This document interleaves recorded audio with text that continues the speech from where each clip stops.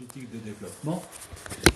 Donc, j'ai considéré que le sujet était assez complexe et vaste pour faire un petit déroulé avant d'attaquer le débat. Donc, pour commencer, c'est un peu dire où l'Union européenne se situe par rapport à ses engagements, à savoir d'une part en liaison avec le programme des Nations Unies qui a été adopté en 2002 sur toute donc c'est pas le bon panneau, excusez-moi, je reviens, c'est l'autre.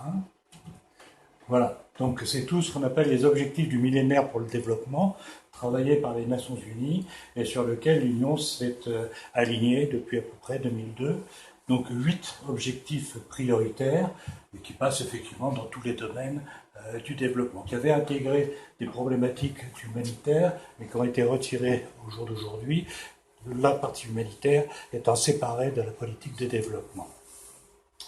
L'impact, c'est à peu près aujourd'hui un budget de 57-60 milliards d'euros engagés par les États membres et l'Union européenne, ce qui est un budget considérable pour une action de cette nature.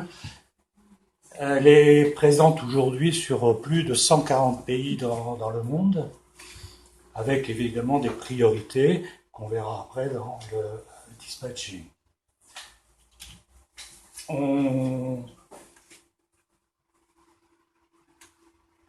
Voilà.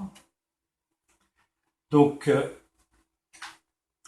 politique de coopération a démarré dès les années 58 avec l'accord de Cotonou. Donc, la particularité de l'association entre l'Europe et les pays ACP, cela étant lié évidemment aux pays qui l'ont demandé, notamment la France et d'autres pays liés aux pays africains, des Caraïbes et du Pacifique. Ensuite, cette politique a beaucoup évolué jusqu'aux années 2005 avec des étapes successives. Et à partir des années 2005, des grandes interrogations se sont posées parce qu'effectivement, elle n'était plus adaptée à l'évolution du monde, aux problèmes rencontrés par les pays en développement et éventuellement aux intérêts trop tournés vers les pays développés plutôt que vers les pays en développement. Alors, les structures principales de cette mise en œuvre pour cette politique de développement, bien évidemment, le Conseil, le Parlement, la Commission, dans leurs prérogatives en tant qu'éléments de décision politique. Je ne rentre pas dans les détails de chacun de ces éléments. Surtout depuis maintenant à peu près 3 ans, 4 ans, le service européen pour l'action extérieure. Donc c'est un service qui a été complètement restructuré pour faire en sorte qu'il n'ait qu'une seule voix qui puisse parler et intervenir pour gérer les problèmes de projet à l'échelle de programmation et autres. Donc, c'est un service dont les agents ont carrément le statut d'agent diplomatique maintenant et peuvent aller dans tous les pays du monde en représentant leur politique de développement à titre quasiment de diplomatie de négociation. Ensuite, la Direction générale européenne, c'est une agence de coopération internationale européenne, strictement européenne, qui correspondrait à ce que nous, on a en France, qui est l'AFD, l'Agence française pour le développement. Donc un gros organisme qui, lui, conçoit, négocie, prépare les projets avant qu'ils soient adoptés sur les financements particuliers de l'Union européenne. Dans les autres structures, je ne fais que les mentionner, c'est bien évidemment le dispositif ACP-UE qui perdure, qui persiste, avec des améliorations, qui est une structure tout à fait originale, à la fois dans le monde européen, mais dans le monde en général. Pourquoi ? C'est la première structure bien liée à la politique de développement où on retrouve pour des négociations à la fois une assemblée parlementaire des représentants des pays concernés, un conseil de décision et un financement particulier qu'avait pris en charge dès le départ le Fonds européen de développement. Et à l'intérieur de chacun des instruments, parce qu'après on a bien gardé ce dispositif ACP qui est renégocié aujourd'hui, la concertation se poursuit dans chacun des éléments de la discussion. Le Fonds européen, je reviendrai peut-être si on en discute tout à l'heure. Les fameux instruments donc, concernent, il y en a au nombre de 6, la coopération développement. Alors, ça a été réparti à la fois sur des régions, absorber de nouvelles régions, l'Asie, l'Amérique latine et d'autres pays. Ensuite, surtout sur des thématiques. Donc, il y a à peu près 6 programmes nouveaux sur les régions et 5 programmes nouveaux sur les thèmes. Voilà le dispatching à peu près de l'intervention de l'Union européenne. Par rapport aux autres pays du monde, les deux principaux, États-Unis et Japon, on voit effectivement l'importance de l'intervention de l'Union européenne qui fait à peu près le double des autres, de 2 pays associés quasiment, et qui est le premier pourvoyeur d'aide au développement dans le monde actuellement. La question était de savoir comment elle pouvait maintenant utiliser cette aide à bon escient. Donc toutes les questions se posent maintenant depuis 4-5 ans pour réorienter à la fois l'efficacité des structures et surtout être plus performant sur l'aide qui est délivrée. Pour avoir une idée, c'est la répartition entre l'Europe elle-même.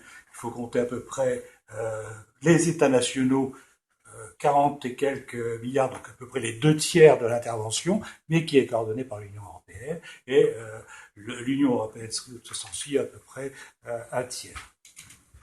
Là, c'est tout ça, vous pouvez y accéder par Internet, hein, donc toutes les répartitions. Là, vous avez les répartitions géographiques. Évidemment, on voit en priorité l'Afrique subsaharienne, qui est un gros morceau, l'Afrique du Nord, et puis tous les autres pays qui se sont greffés depuis. Ensuite, ça c'est un tableau, mais je pense que là, c'est pas la peine de rentrer dans les détails pour le commenter, qui fait le dispatching entre les financements qui ont un caractère géographique, qui sont très importants, et les financements qui ont un caractère thématique, avec chacun des éléments concernant les interventions. Alors, pour l'exposé, il me reste... Il reste 3 minutes. 3 minutes, ben, très bien. Comme ça, on va entrer dans le préalable de la discussion. Les interrogations aujourd'hui et puis les perspectives, parce que c'est quand même un monde à part, c'est un monde immense, et pas beaucoup de gens arrivent à se retrouver dans ce monde, à la fois le comprendre, y participer et faire profiter tous nos nationaux, français et autres européens, dans leur action propre dans cette politique-là. Alors, elle a une position de force, bon, avec simplement un inconvénient ou un avantage, ce qu'on appelle une compétence partagée, c'est qu'aujourd'hui, c'est 27 États qui sont concernés directement par l'aide au développement, et un plus, c'est-à-dire l'Union européenne. Donc 27 États, il est clair qu'il y a eu un processus de meilleure entente et de faire de meilleurs choix, mais ça reste encore un blocage. Une vaste panoplie d'instruments opérationnels, et là aussi, même pour les professionnels, extrêmement difficile de trouver sa route, ses points de contact et autres, pour pouvoir aboutir enfin à élaborer un projet, le faire réaliser. Et un cofinancement qui est très important et concerté, mais pour lequel on se pose aujourd'hui, vu l'état de la crise financière, la crise économique et financière, si on n'est pas obligé aujourd'hui de réduire l'aide au développement. Alors il y a des mécanismes dont on va parler qui sont mis en œuvre pour trouver d'autres possibilités de financement que ceux qu'on ne peut pas augmenter aujourd'hui au niveau de l'Union européenne. Des incertitudes, beaucoup de personnes se disent ça trompe-l'œil parce qu'on n'y voit rien. On ne sait pas où va cette aide, on ne sait pas quels sont ses résultats, c'est très diffus et manque beaucoup, à moins d'être un grand spécialiste, de savoir exactement un statut là-dessus. L'imbroglio institutionnel, parce qu'effectivement, en dehors de des structures politiques. Il y a une multitude de petites structures qu'il faut connaître, qu'il faut comprendre, et ensuite faire en sorte que les procédures qu'elles instituent pour aboutir à un financement, que ce soit pour un pays ou pour ceux qui veulent intervenir au titre du financement, c'est effectivement très compliqué.